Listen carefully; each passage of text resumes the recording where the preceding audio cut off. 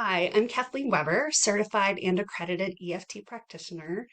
What I'd like to share with you today is the hand model of the brain. It's actually a simplified version of Dr. Dan Siegel's hand model of the brain. And the reason I want to share this with you is because, from my perspective, it helps to explain why EFT, emotional freedom techniques, is such a powerful tool when we can't talk ourselves out of feeling a certain way, or we get stuck in these same patterns and we can't seem to break free of them.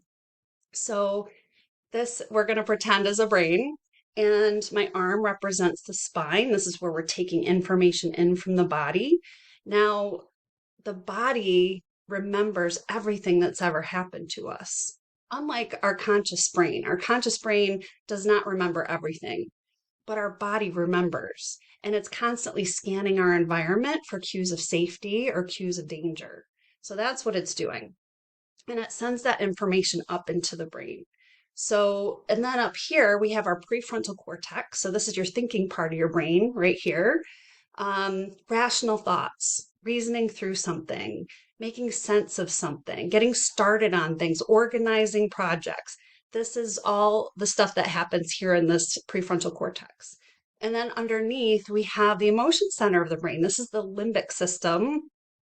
So when we have information that comes in through the spine, through the body, up into the brain, you can see that when we're calm, we have this connection between the prefrontal cortex, the thinking part of the brain, and the emotional part of the brain. That's a good thing. We can reason through things, even if they're slightly elevated emotionally. So, for example, say a dog is barking, and we start to feel that in the body. Your heart starts racing a little bit, and you get nervous. But then you see that the dog is on a leash.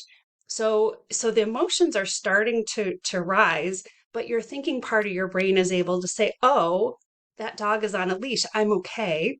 And it helps because you're communicating with that emotional part of your brain to calm down. But there are times when the emotion center of the brain picks up on something that's too intense to be able to just rationalize. And what happens is all of our resources get diverted to that fight or flight response. That's a survival response. And we flip our lid, and then we lose that connection between our emotional part of our brain and our thinking part of our brain. Because if you think about it, if you're really in danger, you don't want to stop and think about something. You want to get the heck out of there, or you want to fight. You want to do something to keep you safe, right? So, but there are so many times when this limbic system gets activated this way and we're not in danger. It feels like we are, but we're not. And so how do we communicate with this part of the brain to tell it to calm down and bring this thinking part of the brain back online?